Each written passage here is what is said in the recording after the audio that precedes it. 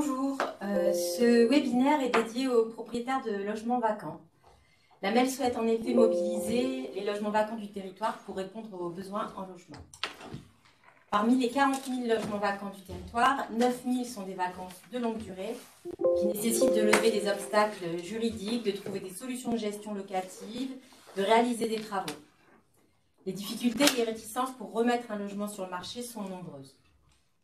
La MEL, la ville de Lille et Action Logement se sont associés pour mener une étude sur les propriétaires bailleurs privés de la MEL et mieux connaître leurs motivations et leurs difficultés. La mobilisation des logements vacants passe par vous. Il s'agit de répondre à vos besoins, de trouver des solutions pour répondre à vos difficultés. L'idée phare de cette visioconférence, c'est de vous présenter l'offre de services présente sur notre territoire pour vous aider à mettre et remettre en location votre bien vacant. De nombreux outils et leviers existent, que ce soit pour sécuriser la gestion locative, pour réaliser facilement des travaux, pour être aidé financièrement. C'est donc l'occasion de vous mettre en relation avec les professionnels, les partenaires qui peuvent vous aider à actionner ces leviers. À l'issue de cette présentation, la MEL et ses partenaires espèrent que vous aborderez la remise en location en toute confiance. Merci. Alors, petit point technique, vos micros sont coupés à l'heure actuelle. Ils resteront coupés tout le long de la séance et du webinaire. On vous invite donc à poser vos questions via le chat donc, qui est situé. Vous avez un petit onglet en bas à droite de votre écran qui vous permet de communiquer et de poser vos questions qu'on relaiera dans la salle. Je précise que ce webinaire est enregistré. Cela va nous permettre de capitaliser un petit peu toutes les présentations qui seront faites et vous pourrez ainsi en disposer à l'issue du webinaire. On vous les rediffusera par mail. Et on vous rediffusera également la liste des contacts des intervenants. Voilà, si vous avez plus de questions, vous souhaitez pouvoir les contacter. Alors, dans un premier temps, on va voir que faire de mon logement vacant. C'est Louis-Michel de la Fabrique des Quartiers qui présente. Bonjour à tous, donc on va faire un petit cadrage sur ce qu'est un logement vacant. Tout d'abord, on va évoquer les difficultés d'évaluer ce qu'est un logement vacant et d'évaluer notamment le phénomène, que ce soit sur la métropole ou ailleurs. C'est très complexe parce que la vacance reflète beaucoup de définitions différentes. Voilà, donc très difficile de parler de la même chose quand on a différentes définitions. On verra tout à l'heure les différentes formes de vacances. Et que la vacance, elle est aujourd'hui évaluée à travers des données statistiques qui, elles aussi, ont du mal à être, en tout cas à faire l'unanimité. On en a deux principales. Il y a les données fiscales qui fournissent des données à l'instant T, mais qui, au moment de leur analyse, peuvent faire l'objet de phénomènes d'obsolescence ou de manque d'actualisation.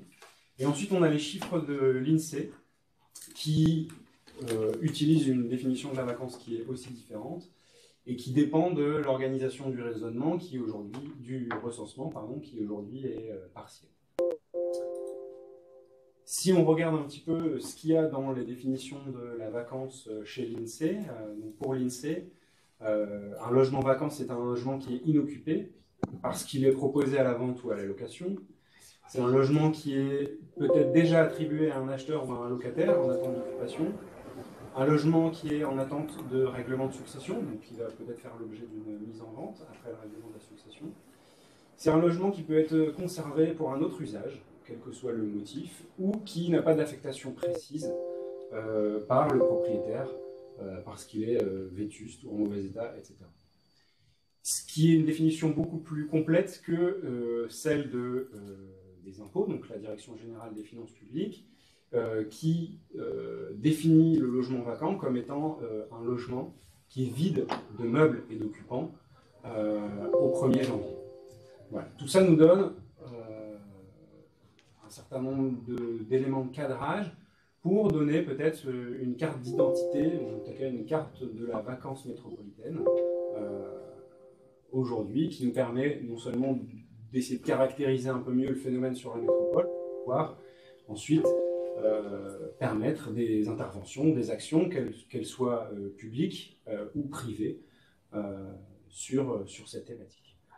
Donc dans l'agglomération lilloise, il n'y a pas plus de vacances qu'ailleurs. On a un taux de vacances normal, 7%, 7,3% selon l'INSEE. Un taux de vacances qui est inférieur à la moyenne nationale, mais qui est similaire aux autres agglomérations françaises, notamment de cette dimension. Paris, Lyon, Marseille ont aussi un taux de vacances autour de 7%. Si on regarde un petit peu ce que ça représente quand même 40 000 logements vacants à peu près, ce qui est assez énorme. Ce qu'on note par contre sur la métropole, sur l'agglomération, c'est qu'on a des spécificités. On a un phénomène de concentration géographique qui est assez important et qu'on ne retrouve pas dans d'autres agglomérations. Concentration géographique autour des pôles urbains et industriels historiques. On retrouve Lille, Roubaix, Tourcoing, Armentières et les principales communes de la première couronne. On a aussi un phénomène de vacances qui touche principalement de l'habitat individuel. Voilà, c'est lié aussi à notre histoire urbaine, voilà, les petites maisons de 1930, comme vous pouvez voir à l'image, et donc et qui sont du coup un patrimoine bâti très ancien. Donc la part des logements construits avant les années 50 est beaucoup plus importante sur la métropole que dans les autres agglomérations françaises, et notamment dans certains secteurs, on dépasse les 50%. Ce qui fait que cette vacance, elle a beau être normale, mais elle est beaucoup plus visible sur la métropole qu'ailleurs, puisqu'elle a un impact sur le cadre de vie qui est non négligeable. Et c'est une vacance qu'on considère de plus dure, puisque elle est souvent de longue durée et elle nécessite des modes opératoires spécifiques pour y remédier, notamment au regard du caractère de l'habitat individuel ancien à recycler. Pour préciser un petit peu ces chiffres, qui peuvent paraître assez vertigineux, on regarde aussi ce que disent les données fiscales, et notamment les données ministérielles LOVAC 2020, issues notamment d'un croisement avec les informations fiscales. On note quand même que sur le territoire métropolitain, on a un volume d'environ 9000 logements privés vacants depuis plus de 2 ans sur la Maine. Et que si on augmente, si on passe un filtre de durée de vacances à au-delà de 5 ans, on en a environ 2300. Ça donne une idée un peu des masses qui peuvent être importantes sur cette métropole et qui pourraient être remobilisables via des interventions privées, c'est pour ça qu'on est là aujourd'hui, ou publiques, il y en a aussi qui existent, notamment avec tout un accompagnement derrière. Alors, si on regarde les formes de vacances, on va essayer ici d'en distinguer 4. La première, c'est ce qu'on appelle la vacance conjoncturelle ou frictionnelle. C'est principalement une vacance de transition lorsque le logement est en cours de location, ou enfin en mise en location ou mise en vente. Souvent, c'est une vacance qui est courte et qui ne pose pas de problème particulier puisqu'il n'y a pas d'enjeu de remobilisation. Le logement est sur le marché locatif ou sur le marché immobilier, il va finir par être réoccupé à terme. La deuxième forme de vacances, qui ne pose pas non plus particulièrement de problème, c'est ce qu'on appelle la vacance de projet ou la vacance organisée, qui elle est une vacance, on va dire, qui est prévue dans le cadre d'un projet de démolition, de rénovation ou d'un projet de développement d'un autre usage. Et donc l'enjeu de remobilisation ne se pose pas ici, puisqu'on a d'autres projets que la remise sur le marché de ces logements. Elle s'inscrit en général sur une période plus longue, mais elle n'est pas forcément ici ciblée vers des enjeux de remobilisation. Par contre, les deux suivantes, la vacance de rétention ou de spéculation, on l'appelle, elle, ça traduit une volonté d'attendre de la part des propriétaires de ces logements, attendre que le marché soit meilleur, attendre que les enfants soient suffisamment grands pour rejoindre ce logement, attendre que j'ai un budget suffisant pour réaliser les travaux, etc. etc. On est sur de la rétention de ces logements, et là, par contre, il y a des enjeux de remobilisation importants à mettre aussi en parallèle avec les risques et les conséquences que peuvent comporter de laisser ces logements en vide pendant cette année. Et ensuite, la dernière catégorie qu'on a identifiée ici, c'est la vacance structurelle, qui elle est vraiment celle qu'on considère en situation de blocage, pour des questions administratives ou juridiques liées à la situation de propriété, voilà, des propriétaires en incapacité de pouvoir déterminer l'avenir de leurs biens, que ce soit sur de la mise en vente ou de la mise en location, mais aussi des blocages, plutôt des freins, on dirait, liés à l'état du marché immobilier ou à l'état du logement. C'est souvent une vacance qui, elle, s'inscrit dans un temps long et qu'on est forcé de résoudre différemment, peut-être même avec une intervention publique, volontariste, incitative ou parfois même coercitive, on y reviendra tout à l'heure. Voilà. Ce qu'on peut retenir, c'est que quelle que soit la forme de vacances, donc quelles que soient les catégories dans lesquelles on se situe, un logement vacant et un propriétaire de logement vacant s'expose à des risques. Voilà, on a essayé de les lister ici. On a d'abord un risque qui est lié à la fiscalité, puisqu'il y a une fiscalité qui s'applique sur le logement vacant. Ça s'appelle la taxe sur les logements vacants. Elle s'applique d'office dans les zones tendues au bout de 2 ans d'inoccupation. Et aujourd'hui, sur le territoire métropolitain, la totalité, voire la quasi-totalité des communes, en tout cas du territoire, est couverte par une fiscalité de la vacance, qui soit une taxe sur le logement vacant ou une taxe d'habitation sur le logement vacant, qui elle est collectée par les collectivités qui ne se situent pas en zone tendue. Donc voilà un des risques, et les conséquences, c'est donc de payer une taxe supplémentaire qui vient s'ajouter à la taxe foncière qui est évidemment demandée à ces propriétaires. On a un deuxième risque important qui est identifié, c'est la dégradation, qui est liée à un manque d'entretien, parfois même à un abandon du logement. On rappelle que les nuisances causées par la dégradation de ces logements vacants sont sous la responsabilité des propriétaires, voire même de leurs ayants droit lorsqu'ils sont décédés. Il existe plusieurs procédures publiques qui existent pour protéger les riverains et maintenir le cadre de vie d'une rue ou d'un quartier. Donc les conséquences de ce risque, c'est le coût des travaux, qui peuvent être importants si on laisse son logement à l'abandon sans l'entretenir régulièrement, d'éventuelles poursuites judiciaires dans le cas de recouvrement, et voire même pouvant aller jusqu'à des procédures d'expropriation dans certains cas extrêmes où l'inactivité du propriétaire elle serait notoire. Ensuite, on a un autre risque qui consiste, qui relève des intrusions et des squats. C'est un phénomène qui est de plus en plus présent sur le territoire et sur la métropole. Donc là,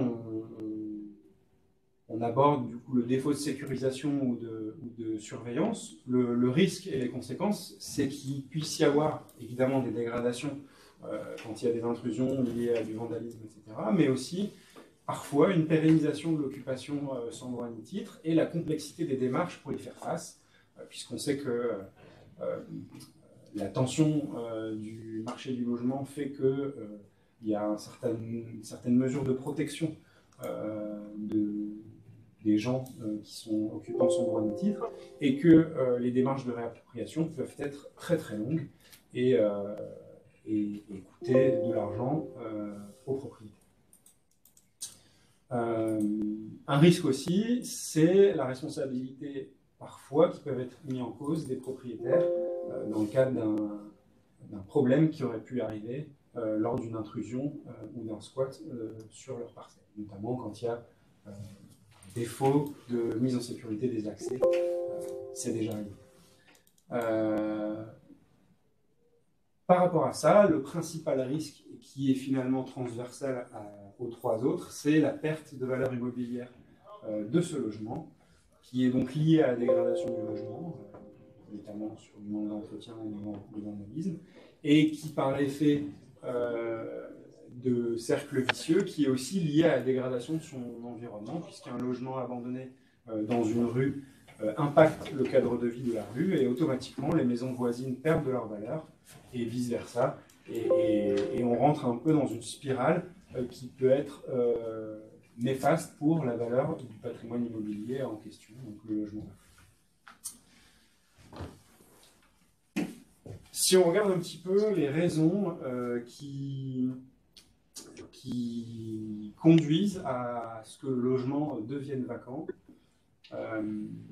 on considère, en tout cas, voilà, ça fait plusieurs années qu'on travaille sur le sujet, que les blocages, on parle bien de blocage ici, à la remobilisation, sont toujours liés à un problème de propriété ou un problème de propriétaire. Alors, ils peuvent être nombreux, c'est pas toujours une manière de culpabiliser les propriétaires. Parfois, ils sont face aussi à des blocages, mais en tout cas, c'est un problème qui est lié à une capacité du propriétaire ou du groupe de propriétaires à s'engager ou à prendre des décisions. On considère, face à ça, que l'état de dégradation du bien, le coût de travaux ou l'état du marché immobilier ou locatif ne sont pas des blocages en tant que tels, mais des freins à la remise en location ou à la remise sur le marché. Et c'est important de l'avoir en tête, puisque l'idée est qu'on catégorise les profils par justement ces problèmes de propriété et de propriétaire, et non pas forcément par rapport à l'état des biens ou du marché immobilier. Si on approfondit un peu plus, on peut distinguer plusieurs profils de propriétaires. Vous les voyez à l'écran. On a les propriétaires non souverains, donc tout à droite, qui sont ceux qui sont en capacité de décider de l'avenir de leur logement, parce qu'ils sont en indivision, parce qu'ils sont sous tutelle, parce qu'ils sont en désaccord, etc. etc. On verra tout à l'heure quelles sont les solutions pour sortir de ces situations-là. On a des propriétaires qui sont tout simplement décédés et qui laissent leur résidence principale ou leur logement vacant, sans forcément réaction derrière et sans interlocuteur. Donc là, pareil, il y a aussi des solutions.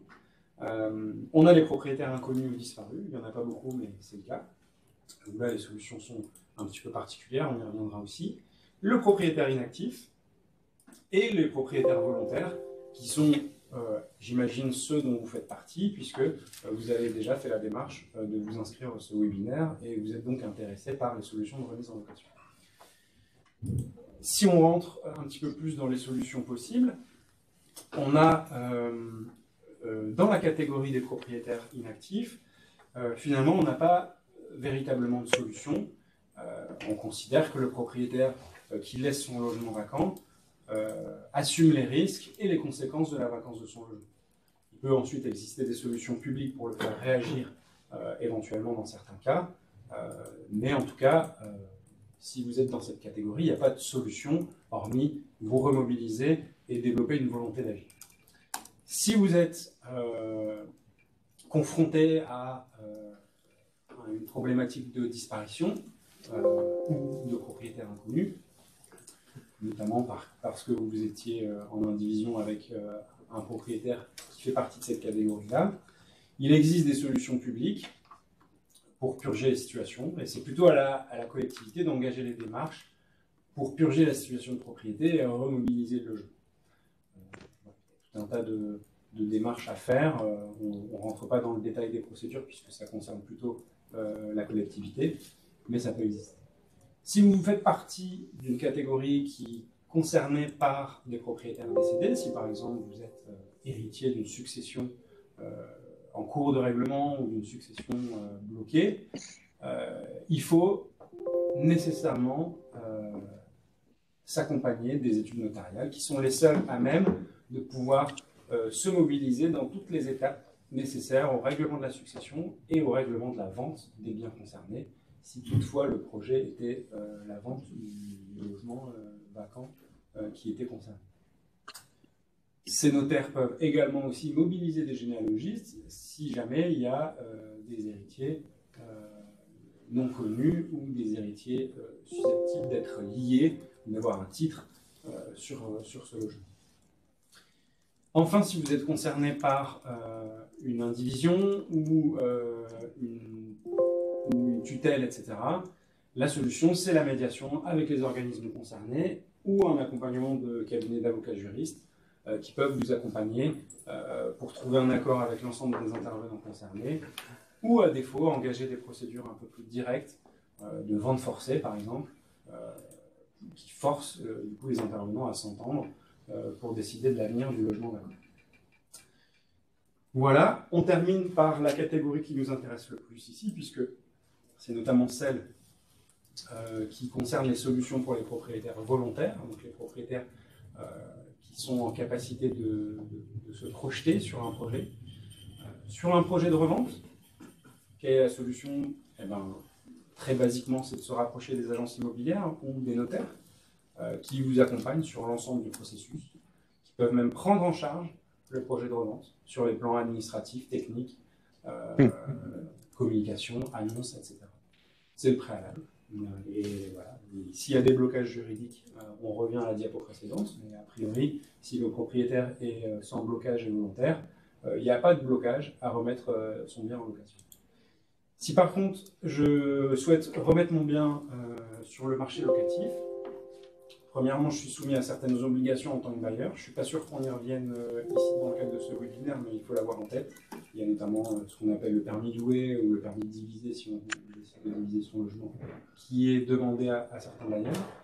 Mais par contre, face à ça, je peux bénéficier d'un certain nombre d'aides, de dispositifs et d'accompagnement pour des conseils techniques et administratifs à la remise en location, pour sécuriser la gestion locative. Donc, il y a plusieurs dispositifs possibles. Si j'ai eu des mauvaises expériences dans le passé, aujourd'hui, il existe des dispositifs pour sécuriser ça. Je peux aussi bénéficier d'aides et même de subventions pour des travaux de remise en état. C'est sous condition, et on le détaillera aussi tout à l'heure. Et je peux bénéficier également d'abattements fiscaux, pareil, sous condition, dans la remise en location de mon bien sur le logement vacant. Voilà, je termine ma présentation en précisant que finalement, l'objectif du séminaire, c'est bien de vous présenter un petit peu tous les dispositifs qui vous sont offerts, ou en tout cas qui vous sont mis à disposition sur l'agglomération pour vous accompagner dans cette remise en location. Merci de votre attention et je passe la parole à... Alors, on va juste prendre un petit temps de questions-réponses. D'accord. Voilà, parce qu'on a plusieurs questions qui nous ont été posées via le chat. C'est Virginie Joly qui va s'en faire le relais auprès de toi, de manière à ce que tu puisses répondre. Ok. On a une question par rapport à l'application de la taxe sur les logements vacants, Oui. puisqu'il y a une personne qui nous dit que sur LM, elle a été informée que c'était au bout d'un an minimum au 1er janvier qu'elle s'appliquait. Et donc, il y a une autre personne qui répond qu'effectivement, le taux appliqué est alors de 12,5% à partir d'un an de vacances, et ensuite de 25% à partir de 2 ans. Alors, je ne suis pas un spécialiste de la fiscalité, je ne suis pas un spécialiste de la taxe sur le logement vacant, mais a priori, LM, on est en zone tendue, et donc normalement, la taxe s'applique au bout de 2 ans de vacances. On prendra la tâche peut-être des services Non, fiscaux. c'est le responsable national du projet logement vacant qui répond. Bon, bah, Il me fait on peut lui faire confiance. Et après, on a une question, mais plus sur un cas particulier, je pense, puisque c'est au sujet d'un projet en rue, au sujet de la démolition au nom de l'îlot Saint-Augustin sur Roubaix. D'accord, je pense que c'est plus... On traitera cette question en marge du webinaire. Oui, mais à ce moment-là, on peut peut-être inviter la personne à nous contacter en privé pour mettre son... On laissera nos coordonnées via le chat à la fin. D'accord.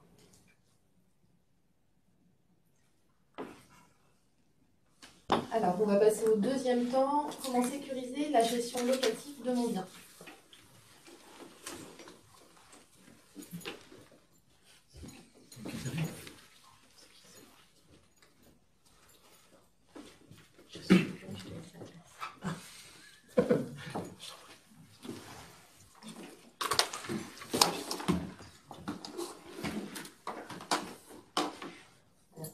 Je reprends la main pour faire l'introduction, ce temps 2. Donc on a parlé donc des réticences à la remise en location qui peuvent être liées à la peur des impayés, au risque de dégradation du logement ou à la charge que représente la gestion locative. Vous, propriétaire bailleur, vous prenez alors des mesures pour vous prémunir de ces risques, ce qui se comprend aisément. Personne ne veut gérer des problèmes et perdre de l'argent. Mais ces mesures, ça fait un effet ceinture bretelle parachute et ça exclut de fait des publics qui ont du mal à accéder au logement. Travailleurs pauvres, jeunes, familles en précarité, familles monoparentales. Donc la MEL souhaite promouvoir un modèle qui vous donne des garanties, qui vous fasse bénéficier davantage, mais tout en permettant l'accès au logement pour tous les ménages, même les plus fragiles. Un modèle gagnant-gagnant-gagnant, gagnant pour vous, gagnant pour les ménages et gagnant pour la collectivité. Donc nous allons maintenant vous présenter des outils et des dispositifs qui permettent une sécurisation face au risque d'impayé de loyer, qui vous permettent une gestion optimisée, qui vous aident à trouver un locataire ou qui vous aident à lever les obstacles juridiques. Je cède la parole à Christophe Robin d'Action Logement. Ils vont parler de toutes les aides qu'ils peuvent donner pour taper le truc.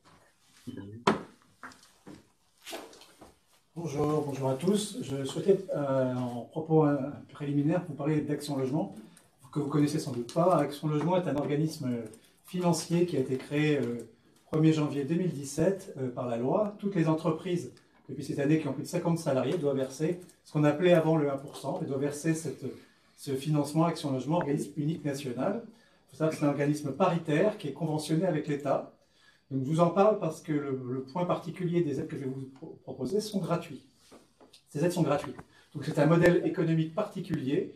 On me dit souvent, mais où est le loup? Où sont les petites lignes? Il n'y en a pas. Les dispositifs sont gratuits, que ce soit Visal, dont vous allez voir une présentation sous format animé, ou Louer pour l'emploi, qui est un dispositif particulier qui a été mis en place depuis maintenant 3 ans.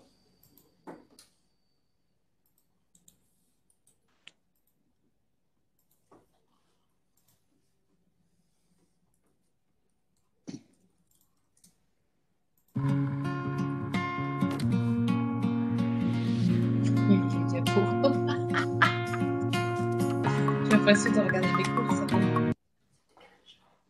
C'est le décalage.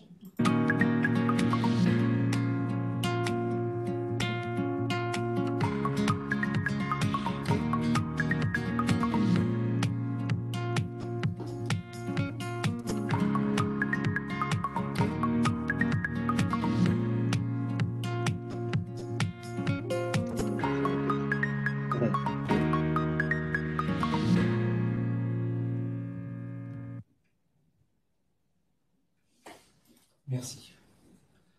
Pour résumer, donc, Visal. Donc, Visal est 100% gratuit. Donc, il garantit au bailleur le paiement des loyers et des charges locatives en cas d'impayé pendant toute la durée du bail. Alors, pour quel locataire? Ça, c'est un point important. Pour tous les jeunes de moins de 31 ans, quel que soit leur statut. Ça peut être des salariés, puisque notre cible principale sont les salariés, mais ça peut être aussi des étudiants, ça peut être aussi des personnes qui sont au chômage. C'est vraiment tous les publics ou des fonctionnaires, c'est tous les publics qui ont moins de 31 ans. Et à partir de 31 ans, tous les salariés qui gagnent moins de 2000 € bruts mensuels ont accès à ce dispositif. Ou des nouvelles embauchés jusqu'à 6 mois après leur embauche, hors CDI confirmé, ou des salariés mutés jusqu'à 6 mois après leur mobilité professionnelle. Et enfin, les étudiants et les alternants, sans condition de ressources, peuvent louer un logement jusqu'à 600 € par mois. Alors, c'est par privé, la garantie pendant toute la durée du bail est pour 36 mois d'impayé. N'hésitez pas à poser des questions sur le chat si vous en avez sur ce sujet-là. Pour en bénéficier, il suffit d'aller sur www.visal.fr. Le locataire candidat vous présente un visa pour lequel il se sera déjà enregistré, qui aura une référence et le niveau de loyer remboursé, garanti. Il vous suffit d'aller sur visal.fr, vous créez votre compte, vous enregistrez la référence du locataire qui vous a présenté, vous indiquez l'adresse du logement, le loyer, la typologie, vous validez et le loyer est garanti. Vous n'avez pas, en tant que bailleur, à retourner de pièces justificatives. Voilà pour Visal. Deuxième dispositif, qui est un Visal, si j'ose dire plus, ou... Ah, pardon. Merci. Alors du coup, on a une question, enfin une remarque. Ouais. Une personne qui nous dit qu'il lui semble que Visal rembourse selon ce que le locataire lui demande de verser. Donc elle se demande si ça rassure vraiment le propriétaire. Je ne comprends pas la question. Alors je pense que ce qu'elle nous dit, c'est que c'est le locataire qui demande le remboursement de ce qu'il n'a pas payé. Alors non, c'est la déclaration, c'est le bailleur qui déclare l'impayé. Avec les justificatifs, les lettres de relance. Et Visal, ça c'est un point important, et merci de la question.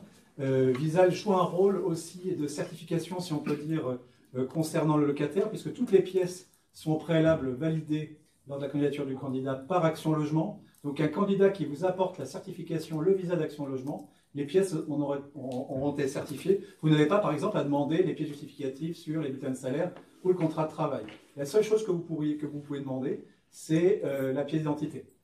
Donc c'est une facilité pour la location pour vous, c'est beaucoup plus fluide. C'est un métier qu'on pratique maintenant depuis la création du mouvement 1%, légalement depuis 1955. Donc ils n'avaient pas à demander aujourd'hui en tant que bailleur ces pièces-là. Et c'est bien au bailleur de faire la déclaration, évidemment.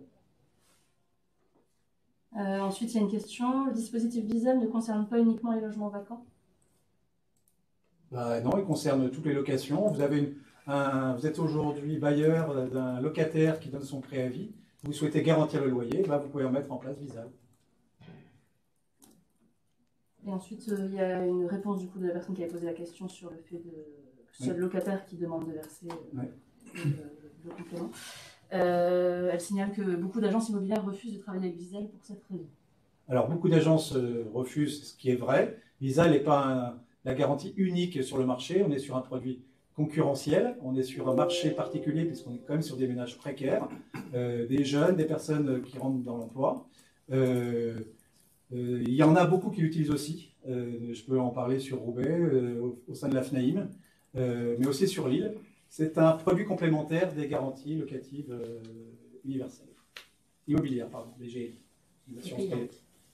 Et payante. Et payantes, voilà, exactement. Là, c'est une offre Léna. gratuite. Voilà, Visal, c'est la contrepartie, c'est gratuit. C'est tout pour les questions. Merci beaucoup. Alors, il devait y avoir eu un intervenant des professionnels de l'immobilier, donc que ce soit de l'UNI, des confédérations UNIS, FNAIM, qui regroupe les agences immobilières. Ils s'excusent pour leur absence aujourd'hui. Ils avaient préparé un petit support de présentation. Je vais le parcourir très rapidement et on vous transmettra les coordonnées de ces professionnels de l'immobilier à l'issue du webinaire. Donc, comment sécuriser la gestion locative de mon bien? Les agences immobilières sont disponibles. Une agence immobilière est à votre service 5 ou 6 jours sur 7 et 12 mois par an. Il présente des atouts de solidité puisque l'agence immobilière a une responsabilité civile et professionnelle et présente des garanties financières sérieuses. Ce sont des agences qui sont efficaces, ils sont à votre écoute, suivent les dossiers et conseillent leurs clients, propriétaires ou locataires. Et enfin, ils proposent une gestion locative qui est entièrement informatisée. Alors, on a d'autres formes de gestion qui sont possibles des logements, notamment le mandat de gestion, qui est régi par des dispositifs solidaires, rentables et sécurisés. Et c'est Marie Defretin, responsable de la gestion locative au Graal, qui va assurer la présentation. Donc, bonjour à tous, donc Madame Defretin.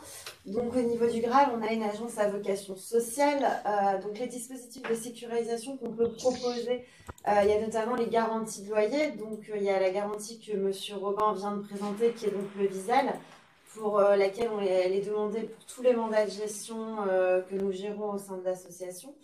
Il y a aussi la garantie FSL, Fonds de solidarité logement, que la MEL propose également pour sécuriser les loyers. Et il y a une garantie qu'on peut proposer aussi au sein de l'agence à vocation sociale, c'est la SADA, qui donc là est payante pour le propriétaire, contrairement aux deux premières qui sont totalement gratuites pour les propriétaires. Ces garanties proposent aussi des garanties de dégradation locative sur des montants plafonnés en fonction des dispositifs. Au niveau des accompagnements, le plus de l'agence à vocation sociale, c'est qu'il y a un accompagnement social du locataire pendant sa durée de location.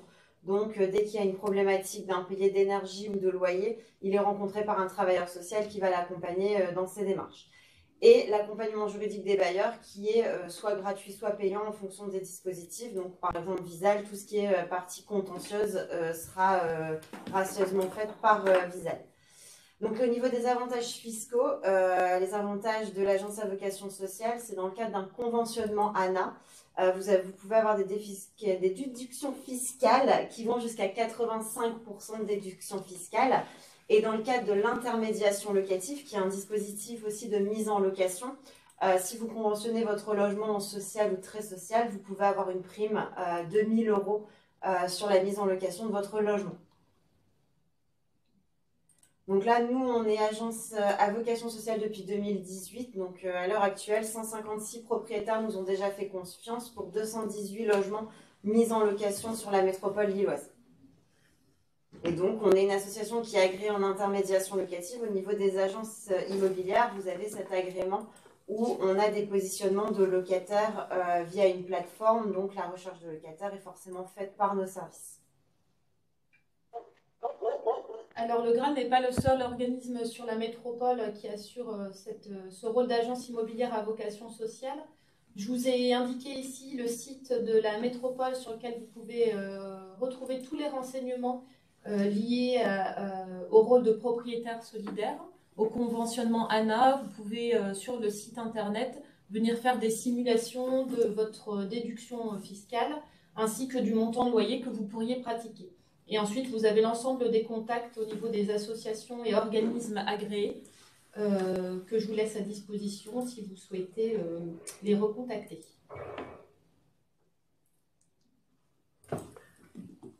Alors, il y a une vidéo de présentation également que je vais vous diffuser. Peut-être profiter, il y a 2 questions encore sur la garantie Visale. Donc, Oui. La première question, c'est est-ce que le bailleur et le locataire ne doivent pas avoir de liens familiaux? Oui, c'est vrai. Et on a une remarque sur... donc on nous dit, Visale, les dégradations ne sont prises en charge qu'à hauteur de 2 mois de loyer pour les aménagements cuisine et salle de bain. Ah, ça c'est...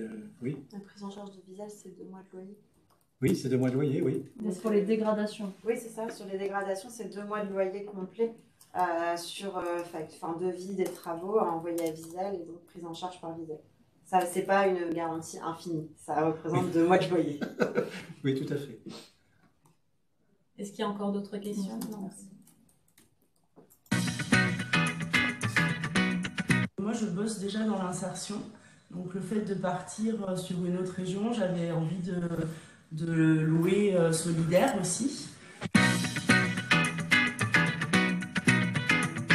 Un dispositif qui avait plu à l'époque à mes parents et à moi, et on s'était dit que c'était une bonne solution de se décharger de la gestion du locataire et à la fois d'assurer la pérennité des revenus dans l'immeuble. C'est la visite annuelle, donc c'est assez rassurant de pouvoir venir aussi, constater comment ça se passe pour la locataire. Il y a des petits trucs peut-être à refaire. Il y a aussi un peintre qui va venir remettre les peintures et faire les petites réparations. Donc c'est rassurant de savoir que derrière il y a encore de l'accompagnement. Et pour moi ça se passe bien en tout cas.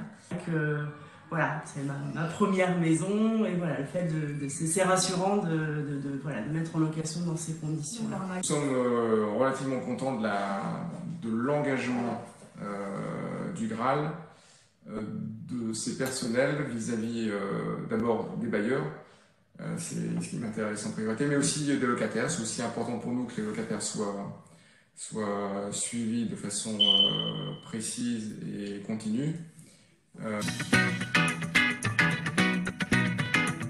Association qui a répondu favorablement, rapidement à mes questions. Et puis je trouve ça intéressant comme dispositif de pouvoir louer en solidaire comme ça. On s'est posé la question de savoir s'il était plus facile de passer par une agence immobilière ou par le Graal. Étant donné que le projet initial était de mettre l'humain au centre du projet de location, il nous a trouvé beaucoup plus naturel de passer par le Graal plutôt que par un agent immobilier.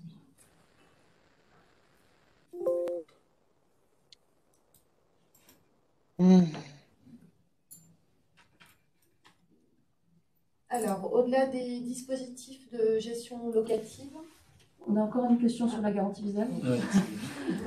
Est-ce qu'on peut la faire a posteriori ou est-ce qu'il faut refaire un bail? Il faut faire la garantie avant la signature du bail. Puisque le process, c'est bien d'abord le locataire fait sa demande de garantie Visa, obtient sa référence Visa, son loyer garanti. Et c'est avec ce document-là que le bailleur remplit son compte et signe le bail. on a fait le tour des questions sur Visale. Mais il peut y en avoir d'autres. Hein. Oui. Donc au-delà des dispositifs qui peuvent vous accompagner dans la gestion du logement, on va passer maintenant à l'étape de trouver un locataire. Je Je vais partager la vidéo de Louer pour l'emploi d'Action Logement avant que Christophe Robin n'intervienne.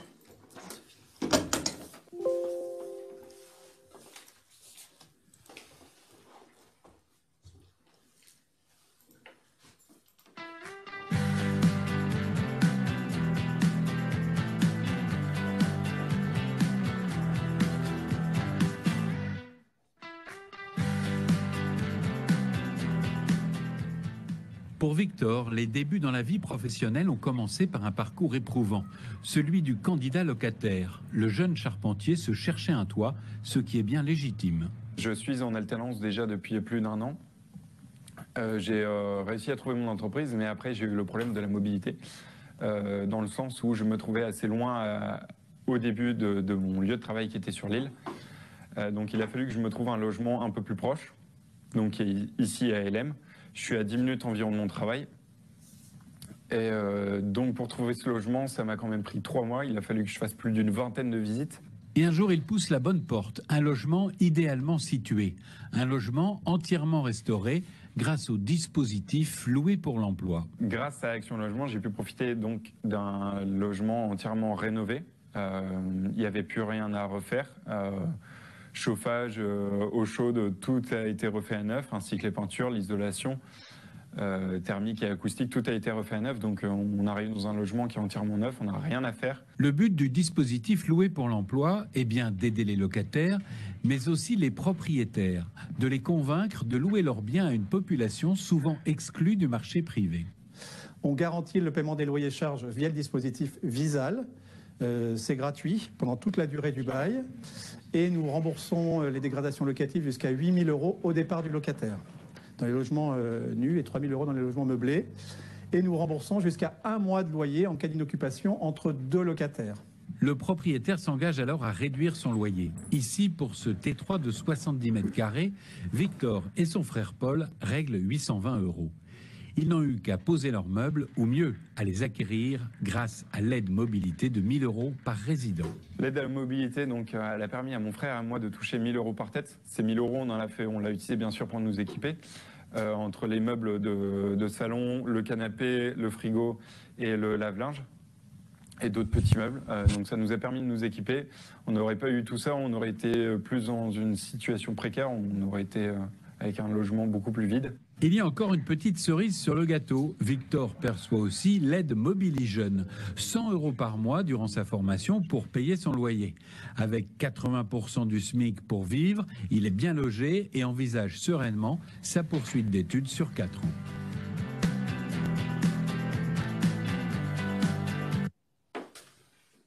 Merci. Alors c'est un dispositif qui est, je réinsiste, qui est gratuit. C'était mes propos préalables. Donc pour en répéter les conditions, pour en bénéficier, donc il s'agit d'un contrat entre Action Logement et le bailleur, un contrat de 3 ans qui est renouvelable. Et vous avez accès au vivier des demandeurs de logement salariés. Donc Action Logement étant partenaire des entreprises du secteur privé de plus de 10 salariés, beaucoup de salariés font des demandes chez Action Logement, donc vous avez accès à ce vivier qui est gratuit aussi, et aussi des personnes qui rentrent dans l'emploi. Ça, c'est un point important.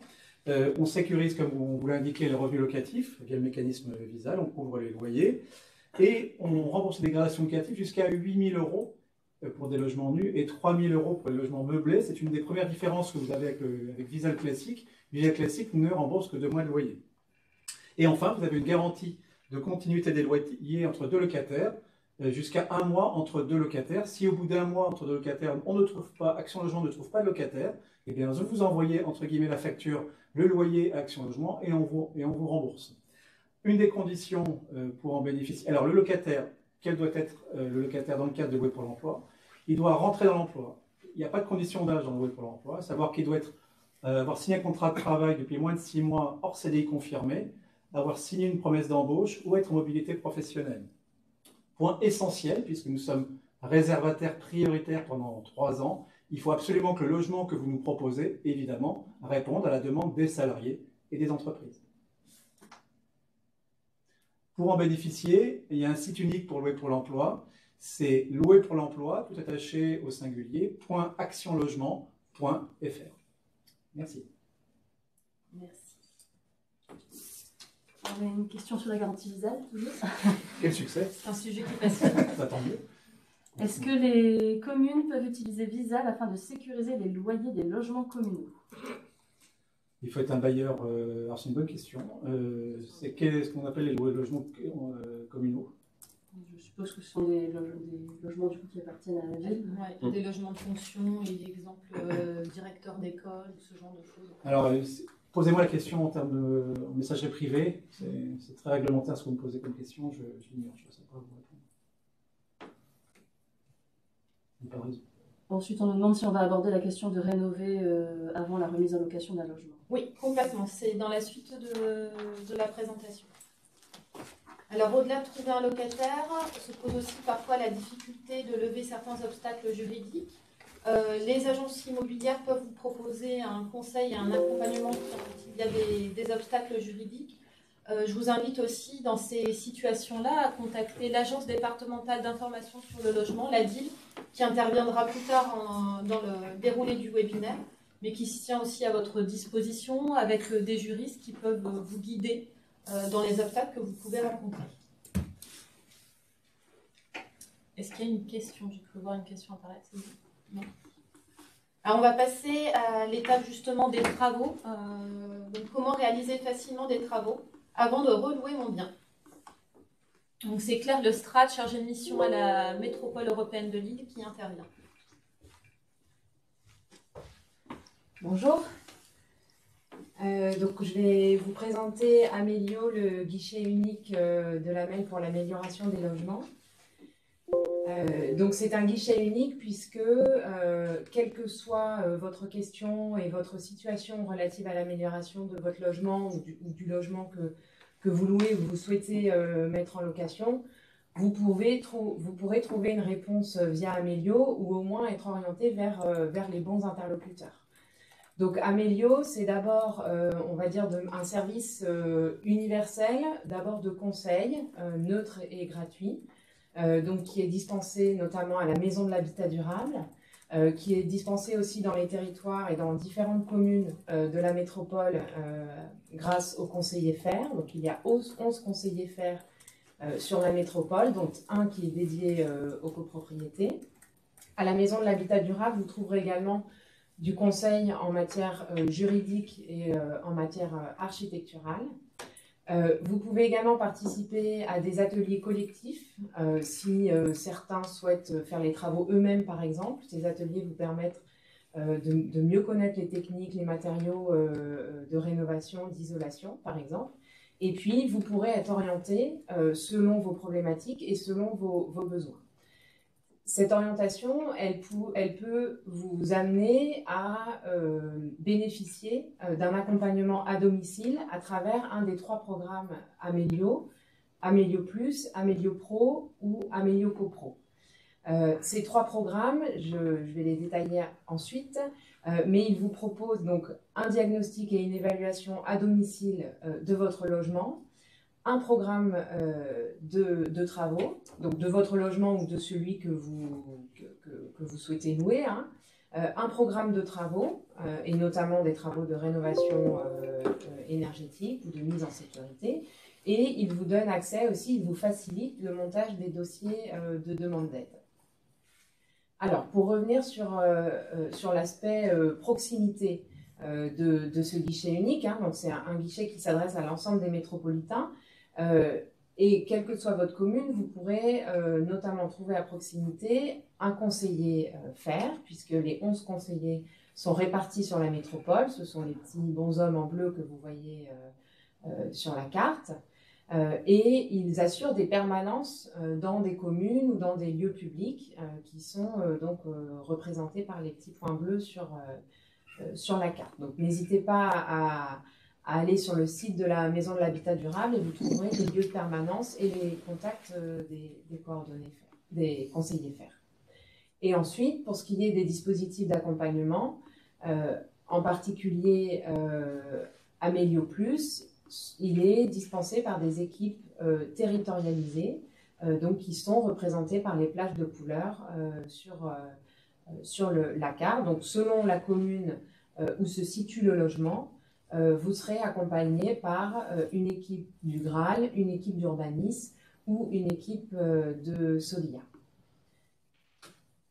Donc sur l'aspect animation et conseil, je vais vous présenter la maison de l'habitat durable sur la diapo suivante.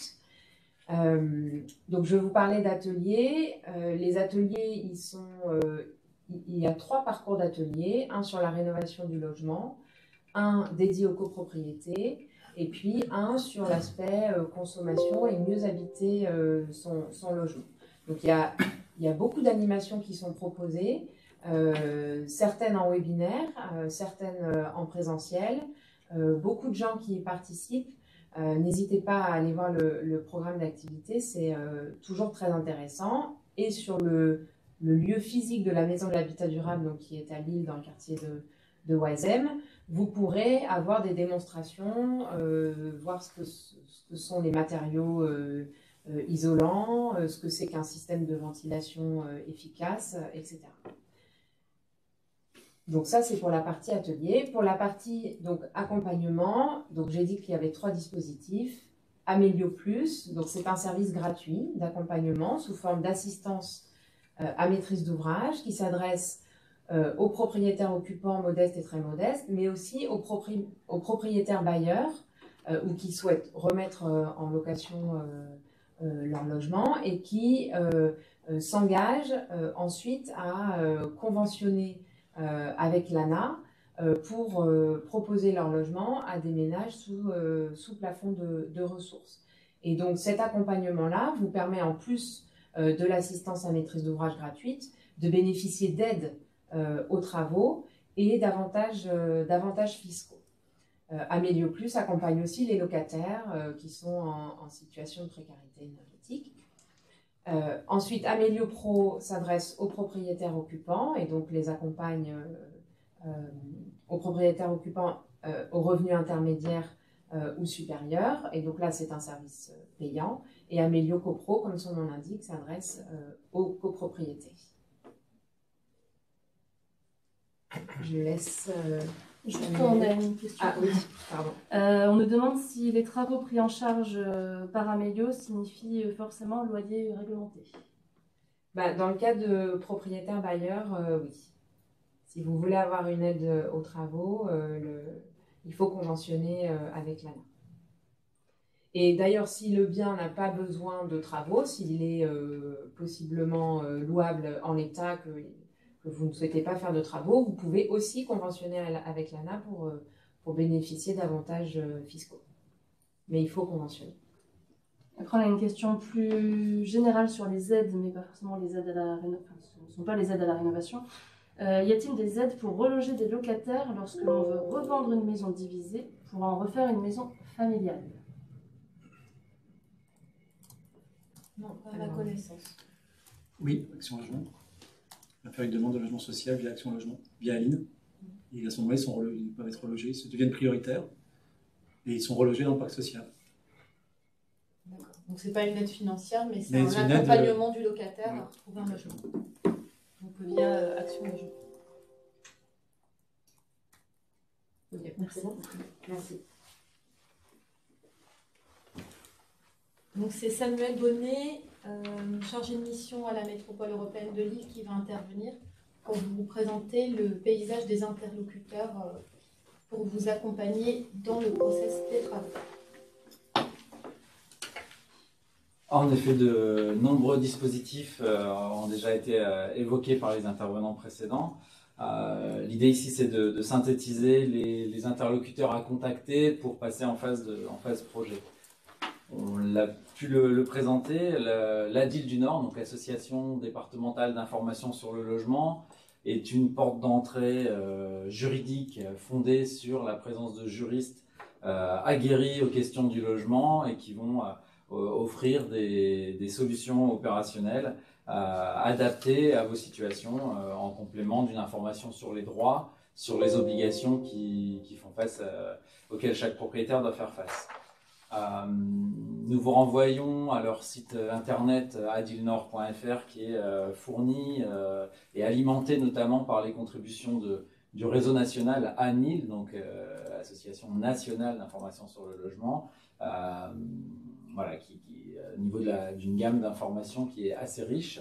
En complément, l'ADIL propose des lieux de rendez-vous pérennes sur l'île Roubaix-Tourcoing et une cinquantaine de lieux de rendez-vous dans le Nord et le Pas-de-Calais qui sont plus ponctuels pour vous recevoir sur des conseils personnalisés.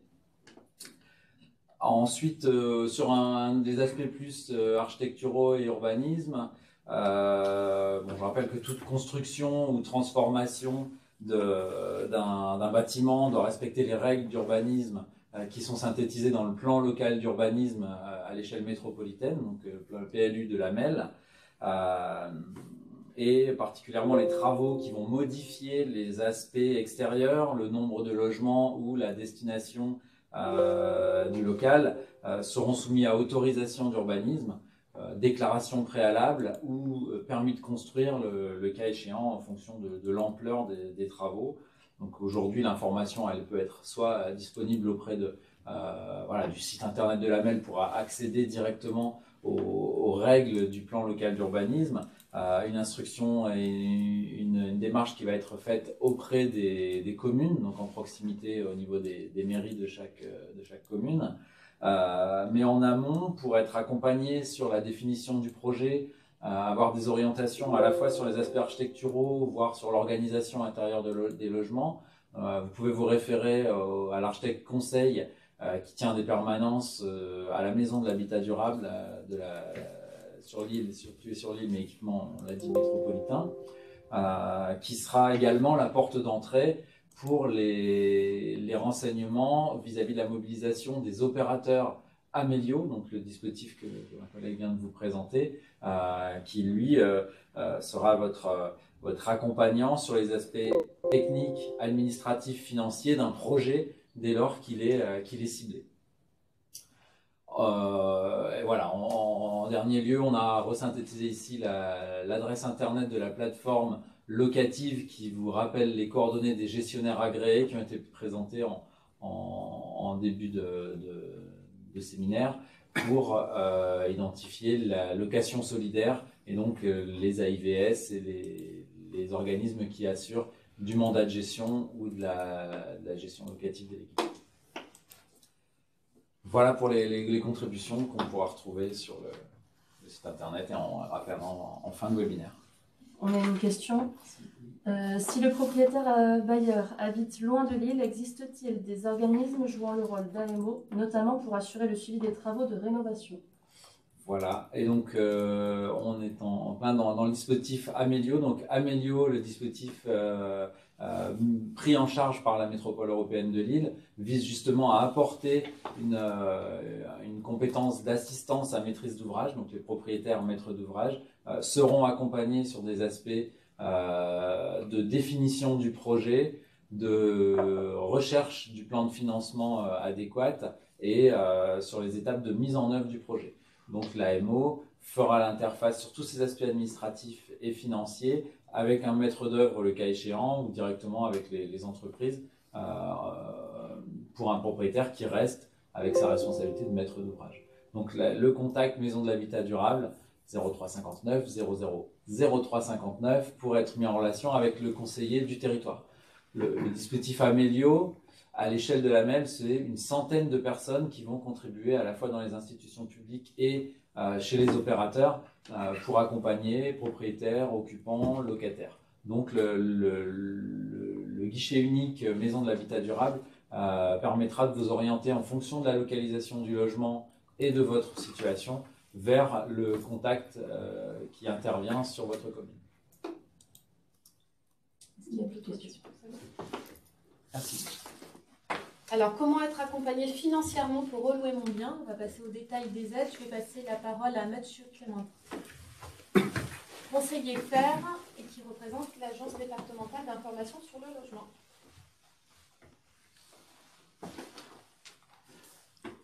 Bonjour à tous. Alors, je vous propose de faire un tour très rapide des aides nationales pour les travaux de rénovation énergétique ouverts aux propriétaires bailleurs. Donc, pour bien comprendre le fonctionnement des aides nationales, on peut séparer deux grands groupes. déjà un projet de travaux individuels. À titre d'exemple, une chaudière qui vient de lâcher, on veut la remplacer, ou l'isolation d'un mur par l'intérieur du logement. Pour ces types-là de travaux, il y a donc plusieurs aides. MaPrimeRénov', qui vient de s'ouvrir pour les propriétaires bailleurs depuis le 1er juillet et qui vise les personnes physiques, donc les SCI sont exclus de ce dispositif. Il y a des conditions de ressources, donc des catégories de ressources. Il y a 4 catégories qui viennent de s'ouvrir, donc bleu, jaune, violet et rose. Également, ça fonctionne avec des forfaits par catégorie de travaux. Donc là, vous avez un exemple sur l'isolation des murs par l'intérieur. Pour une catégorie violette, on sera à 15 €, un forfait de 15 € par mètre carré isolé. À ça se cumule une deuxième aide qu'on appelle les C2E, les certificats d'économie d'énergie. Cette prime est donnée par un fournisseur d'énergie comme Total, Engie ou EDF, mais également les grandes surfaces qui vendent du fuel, comme Auchan, Carrefour, Leclerc par exemple. Et si on reprend le même exemple de travaux individuels, donc l'isolation des murs par l'intérieur, en catégorie violet, on est autour de 18 € par mètre carré, sachant que le montant varie d'un fournisseur d'énergie à un autre. Une troisième aide, qui n'est pas une subvention mais qui reste une aide nationale, c'est l'éco-prêt à taux zéro, où l'État prend en charge le taux d'intérêt et les propriétaires bailleurs peuvent donc emprunter à taux zéro jusqu'à 30 000 € et ça sur 15 ans. Également, vous avez la TVA qui est à taux réduit. Donc pour des travaux de rénovation, on est à 10%, mais pour des travaux de rénovation énergétique, la TVA doit être à 5,5%. Ensuite, on a la deuxième catégorie, on va dire de projet, une rénovation globale, ou un bouquet de travaux. Dans ce cas-là, vous avez le conventionnement avec l'ANA, dont on a parlé avant, mais un conventionnement avec travaux. Le financement, donc vous avez une subvention de 25 à 55% du montant des travaux. L'avantage également, c'est une partie de défiscalisation qui va de 30 à 85%. En contrepartie, les conditions, donc c'est de réaliser des travaux de rénovation énergétique jusqu'à un gain, une performance énergétique minimum de 35%. Et bien sûr, ce dispositif marche avec un conventionnement de loyer maîtrisé. Les intervenants précédents ont déjà un petit peu expliqué ce conventionnement. Au niveau de la métropole lilloise, vous avez donc 3 opérateurs qui sont mandatés pour faire cet accompagnement. Donc Solia, Urbanis et le Graal. Il est aussi à noter que pour une rénovation globale, si on ne souhaite pas, si le propriétaire bailleur ne souhaite pas conventionner avec l'ANA, il existe aussi une prime rénovation globale MaPrimeRénov' et rénovation globale C2E, certificat d'économie d'énergie, avec une performance énergétique demandée de 55%. Donc là, c'était un tour vraiment très très rapide sur les aides. Si vous voulez plus de détails, il y a justement un webinaire le 12 octobre. Vous pouvez vous inscrire via la Maison de l'Habitat Durable. Vous avez le lien pour vous inscrire juste en bas de cette slide. Et c'est en partenariat donc, avec un des juristes de la DIL qui fera un focus aussi sur les outils fiscaux. À quelle heure? C'est à 17h30. Alors, pour un retour d'expérience avant-après, je vais passer la parole à Brahim Ouabouche. Juste, on a une question d'abord. Est-ce que l'aide MaPrimeRénov' pour les bailleurs est conditionnée aux ressources des propriétaires? Non. MaPrimeRénov' bailleur, pardon, oui, vous avez, en fait, il faut rentrer, vous avez vu qu'il y avait 4 catégories. Bleu, jaune, exactement. Bleu, jaune, violet et rose. Donc oui, effectivement, c'est le même fonctionnement pour les propriétaires occupants également. Il y a des catégories de travaux, donc c'est sur le revenu fiscal de référence et sur le N-1, donc le dernier avis d'imposition. Par contre, pour l'aide globale, pour l'aide suivante, là, il n'y a pas de condition de revenu du bailleur. Alors, effectivement, c'était à ça que je pensais. Ouais. Pour un conventionnement ANA avec travaux, celui-ci, effectivement, là, il n'y a pas de condition de revenus pour les propriétaires bailleurs. Donc je passe la parole à Brahim Ouabouche qui représente Solia et qui va vous présenter un retour d'expérience avant-après d'un projet de réhabilitation d'un propriétaire bailleur. Bonjour à toutes et à tous, Brahim Ouabouche, Solia. Donc nous sommes, comme ça a été dit, un des opérateurs de la MEL sur le dispositif Amigo Plus, qui est du coup cette offre de service qui vous permet de bénéficier gratuitement d'un accompagnement. Alors lorsqu'on parle d'un accompagnement, c'est concrètement des diagnostics techniques réalisés par des professionnels de formation, techniciens du bâtiment, architectes, auditeurs thermiques, pour construire avec vous le cahier des charges, en fait la liste des travaux nécessaires à rénover votre logement durablement et qui permet également de se garantir les gains énergétiques nécessaires pour obtenir les subventions. Et donc, à partir de ces différents diagnostics, une fois que le projet de travaux a été défini, l'accompagnement continue également dans la recherche des différents types de financement. Alors, pour illustrer ce propos, nous avons cet exemple que nous avons accompagné, donc, qui est un immeuble propriété d'un bailleur qui ne savait plus trop quoi en faire, puisqu'il est resté vacant plus de 10 ans. Donc lorsqu'il nous a contacté, donc une visite dans le logement a été réalisée pour faire un relevé des désordres et puis construire le projet de travaux, définir la liste des travaux nécessaires à une rénovation durable. On a également réalisé ce qu'on appelle une cotation d'insalubrité et ça permet de classer cet immeuble dans la catégorie des logements indignes. Systématiquement également, il y a une étude énergétique qui est réalisée et en l'occurrence ici à l'état existant, on est en catégorie G, c'est-à-dire un logement énergivore. Donc à partir de cela, il y a un projet de travaux qui a été réalisé, c'est la slide suivante, donc ça c'est le projet, c'est l'immeuble après travaux. Donc le bailleur a créé 3 logements en s'engageant dans du loyer conventionné social. Et le projet travaux a permis un gain énergétique de 82%, avec notamment l'atteinte de la classe C après travaux. Alors, pour pouvoir faire ce programme de travaux, le propriétaire a bénéficié de subventions. Et donc là, vous avez le plan de financement pour cette opération. Donc il y a eu 3 logements, donc c'est des grands T3 d'une surface habitable de 88 m². Vous avez dans le premier tableau les loyers pratiqués. Ce qu'il faut savoir, c'est que le propriétaire n'est pas allé au plafond des taux de loyer demandés. Ensuite, vous avez le montant de travaux, un peu plus de 268 000 €.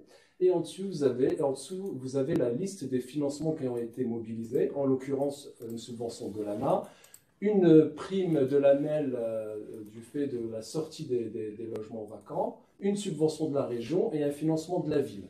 Donc au total, sur les 268 000 € de travaux, 46% a été financé par des subventions. Alors lorsque vous conventionnez avec l'ANA, il y a également la possibilité, ça a été dit tout à l'heure, de bénéficier de déficit foncier sur les revenus fonciers bruts. En l'occurrence, là c'est 70%. Le propriétaire avait déjà une gestion de ses biens par ailleurs, donc il ne s'est pas inscrit dans l'intermédiation locative. Sinon, s'il avait mis en location la gestion de son bien via une structure agréée, il aurait pu, comme ça a été précédemment dit, bénéficier d'une déduction à hauteur de 85%. Et d'une prime en plus. Et d'une prime de 1 000 € en plus, comme ça le permet. Tout à fait. Est-ce qu'il y a des questions qui sont arrivées? C'était clair. C'était S'il y a une petite question. Ah, si, on a une question. Le T4 est plus petit que les 2 T3. Tout à fait, mais ça reste des grands logements. Alors c'est en fait, techniquement, il n'était pas possible de faire 3 T4. Sinon, on aurait pu tout à fait, effectivement, faire des T4 sur l'ensemble. Voilà. C'est aussi l'avantage un peu de l'accompagnement Amigo Plus, donc c'est que le propriétaire est accompagné par des techniciens avec différents scénarios, à la fois dans le projet travaux. Tout à l'heure, on parlait d'audit énergétique. Ça permet de modéliser la maison dans des logiciels d'études thermiques et de faire plusieurs scénarios en fonction du projet travaux, avant même de s'engager dans des devis, d'aller plus loin dans le projet. Voilà.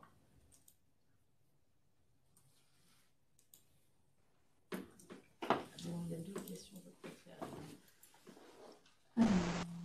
Aurait-on pu atteindre le niveau BBC par étapes ou dans une démarche globale? C'est tout à fait possible. Après, c'est tout... parce que dans l'accompagnement, l'objectif, c'est quand même de faire de la rénovation durable, mais dans une limite quand même. On est parfois limité au montant des travaux, et notamment au reste à charge supportable par le propriétaire. Alors, même si c'est compliqué d'atteindre le label BBC dans l'habitat ancien, c'est tout à fait possible et c'est tout à fait réalisable. Et nous avons... en moyenne, sur l'ensemble des projets accompagnés, 10% des projets qui atteignent l'étiquette énergétique label BBC. Ensuite, on a une question pour le reste du montant à payer pour les travaux, plus le remboursement du crédit de la banque. Quelle solution en fait pour s'en sortir? Après ça, si vous voulez, il y a un mix. Il y a parfois une partie d'apport personnel, il y a également des prêts, il y a plusieurs solutions possibles pour pouvoir financer le reste à charge. Du coup, c'est en lien avec la question suivante qui est pour le reste à charge du propriétaire, est-ce qu'il a fait appel à un prêt ou sur fonds propres? Alors, il y a une partie en fonds propres et une partie en prêt. Pardon, je peux intervenir. Si le propriétaire bailleur est salarié du secteur assujetti, il peut bénéficier d'un prêt travaux qui peut aller jusqu'à 10 000 € à 1% sur 10 ans. Mais il faut être salarié du secteur assujetti d'une entreprise qui a plus de 10 salariés. Pour en bénéficier, il suffit d'aller sur le site actionlogement.fr. Effectivement, ce qui n'apparaît pas dans ce plan de financement, c'est tout ce qui est crédit d'impôt que l'on peut venir cumuler avec le reste à charge du propriétaire. On a d'autres questions.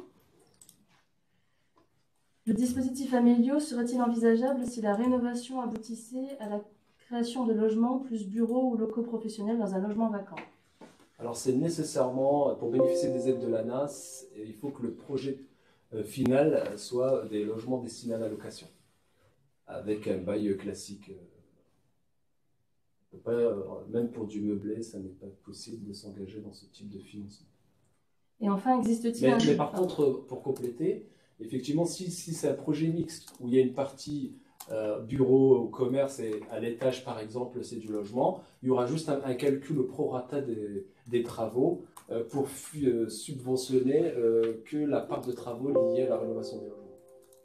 Mais on peut tout à fait partir sur des projets mixtes. Et existe-t-il un dispositif de préfinancement des subventions?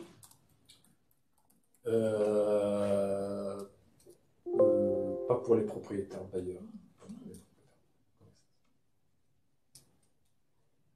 Quelle est la durée de l'engagement du bailleur et quel est le prix plancher qui peut être pratiqué sur l'île?